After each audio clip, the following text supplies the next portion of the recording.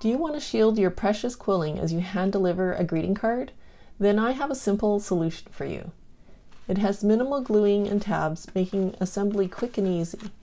The curved side flaps automatically force the paper away from your quilling, making sure nothing is touching it.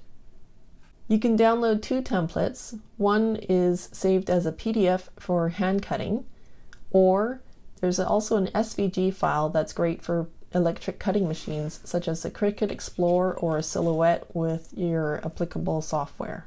So all you have to do is score along the dotted lines, and if you're cutting by hand, you can use a dried up pen or a scoring tool. Then you cut along the solid lines. Always pre-fold your score lines to make it easier on yourself later. Apply glue along this tab, and then you can glue the pillow box together. Fold down one side, it doesn't matter which one you do first. Slide your card in and fold the other side down. All the flaps are notched, so it's easy to open. If you enjoyed this video and if you enjoyed this pattern, I hope you'll mention something in the comment.